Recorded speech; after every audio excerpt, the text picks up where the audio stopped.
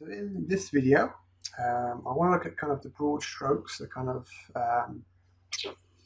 basics without getting bogged down into super technical detail on anatomy and mechanics, but just to give a rough idea about how potentially a disc bulge and herniation can form, and then understand those mechanics, but then kind of going forward and understanding how that applies to our daily movement habits and postures, and also how we choose to exercise and train.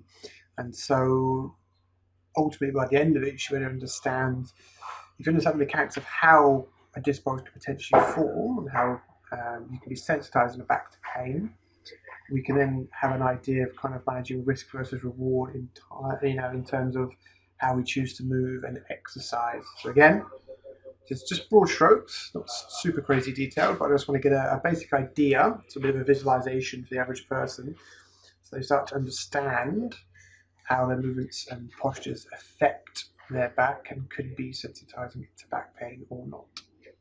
Okay, so on the screen, we've got a bit of a cutaway of a skeleton here.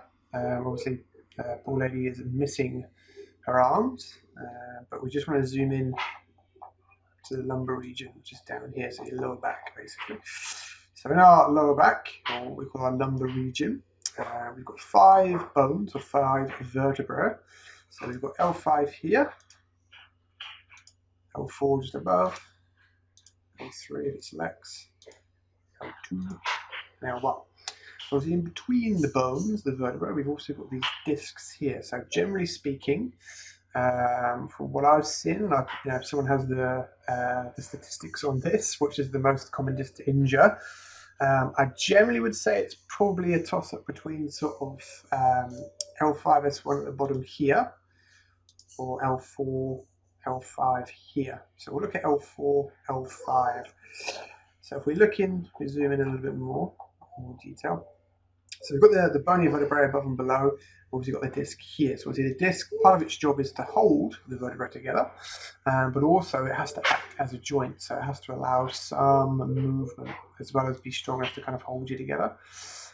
So let's have a look at the anatomy of the disc itself.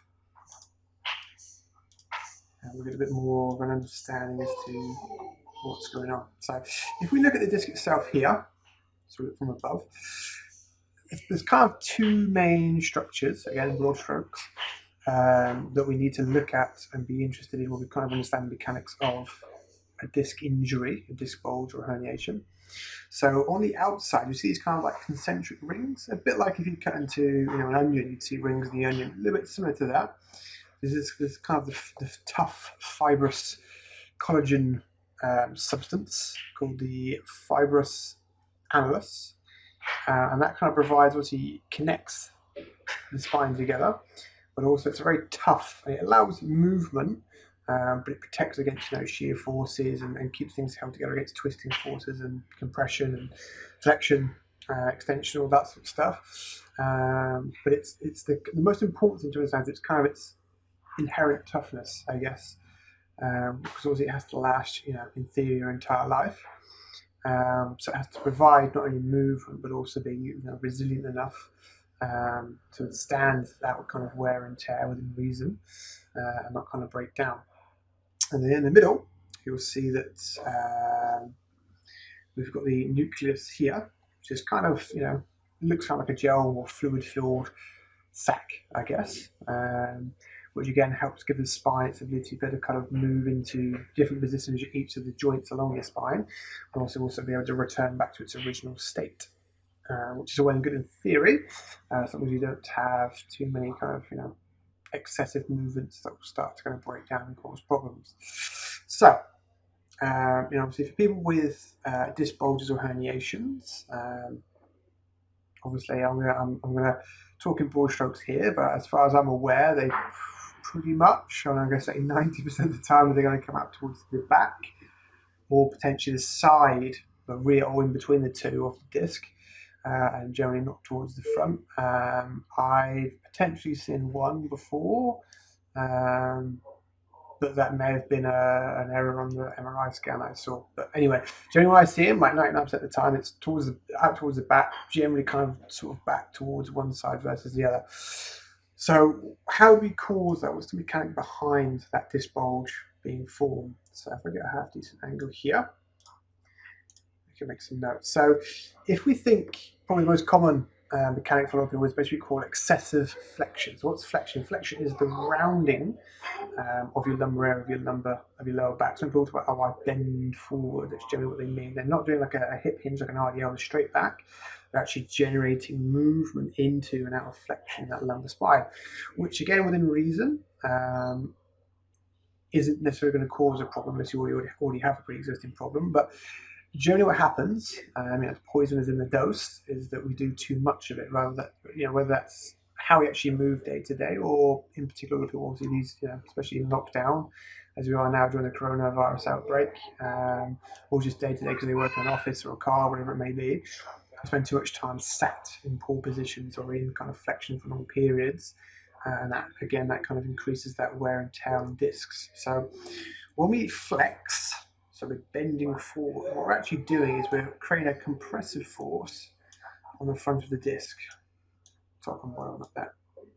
So obviously, a bit like with a balloon, if I can edit that in, if we compress the front of a balloon, it's going to create a force. It's going to force the air in the balloon, which in our case, crudely, will simulate the gel inside the nucleus. It's going to force it out towards the rear of the disc here, which again is all well and good, so there's not too much of it or too much force. And obviously once the force or the movement resets, obviously the disc will reset as well. But over time, if we get too much, we keep doing this, eventually we'll start to break down the rear of the nucleus, and then we'll actually start to force fluid from the nucleus out through the layers of the annulus fibrosus, and actually start to snake its way through layers until it gets to the last layer on the outside. So if by this point we've identified and removed the movements and postures that have created the mechanics of this injury, then it's fine. But usually what happens is, obviously when people come see me, this has been going on for some time, and what actually happens when it hits that last layer, it'll start to form a bulge. Yeah. And again, if we can remove or identify and remove the mechanics and the movements that have created that problem, that bulge actually gristle, harden, and the body will get rid of it for you. However, if we don't do that, which is the case with a lot of people, they're not aware of it because they may not have got severe pain at this point, eventually if we continue, that bulge will actually burst and we'll get a herniation. So now we're losing fluid out from the center of the disc, and you'll see this on MRIs, for example. You'll see that if the disc looks slightly darker than the ones above and below it, you can tell that the disc has lost hydration, potentially because of a herniation, where you've actually squeezed, a bit like a jam donut. You squeeze the front of the jam donut, you'll squeeze your jam out the back. Similar idea, obviously very crude. Similar idea, with enough of that, compressive force, that flexion, enough of it, or for a long enough time, you can start to squeeze that nucleus out, and you'll start to lose disc height. So the bulge and herniation itself, you don't need to fear it. If you've got a bulge and herniation currently watching this video, you don't need to fear it, but we do need to respect and understand it. So if we understand the basic mechanics of how we've potentially formed that bulge or herniation, then we can start to work backwards and say, okay, what are the potential movements that have created this mechanic for injury, and how can we remove them and let the back start to settle? Because if you've got a bulge or herniation, if you take away the causes, mechanical causes, that bulge or that herniation will actually gristle, harden, and the body will kind of heal it up and eat away at it for you, provided you take away those movements and postures. Obviously, if they're still there, that's not going to happen. So part of this is to understand that dealing with back issues isn't just jumping straight to exercises and off we go. Half the battle is, I really do mean half the battle, arguably the most important half, is being able to understand the mechanic and remove the movements and postures that you've used to create the problem in the first place. Because if we don't, and you go gung-ho and you're doing the exercises, your best case scenario is you'll kind of take 2 steps forward and then 2 steps back. Or you might end up just sort of kind of chasing your tail because you're sort of doing some good work, but then you're still breaking the back down. You're kind of stuck in this good versus bad day cycle. So we really do need to identify and remove these causes and let the back start to settle. So general rules, if you've got back pain currently, which by the way, you can have back pain with or without disc bulges, and you can have disc bulges with or without back pain. If you've got back pain currently, you have aggravating movements and postures, as simple as that. And if we start to remove them, then pretty much you're going to feel in a few days the back is going to start to settle. You know, if you imagine it's a bit like a scab on your arm, if you keep picking at it, it's never going to heal. However, if you stop picking at it, it will start to heal and calm down, and the pain will go away. It's the same roughly for your back. We just need to understand what those movements and postures are for you and remove them and replace them, you know, with what we call back sparing movement strategies. But rough idea, so obviously we know compress the front disc too much with too much flexion. Eventually that's potentially going to damage the disc. And obviously some people have more tolerances than others, which is why some people can do lots of stupid things and kind of get away with it to a degree, whereas other people, it's, you know, they look at a burpee and they fall on the floor in pain. So we need to sort of take into account genetic differences as well, but just basic mechanics, broad strokes here. Too much flexion, too much compression on the front of the disc, that's going to force the fluid inside the nucleus out towards the rear. If you keep doing it, eventually that fluid will snake its way through the layers, out towards the back, form a bulge, which eventually could become a herniation. However, if we remove the mechanics that are creating that problem, it will start to heal. One thing we can't do, as far as I'm aware, disclaimer, is if you've started to lose disc height, as far as I'm aware, although you can heal the bulge and herniation, you can't reinflate the disc height naturally, as far as I'm aware. Obviously, if someone knows different, you can let me know.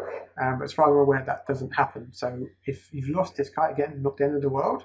We just need to make sure that we change your movements and we preserve what we've got left and try and preserve for as long as possible what we've got there to kind of stop it from, you know, progressing into other problems.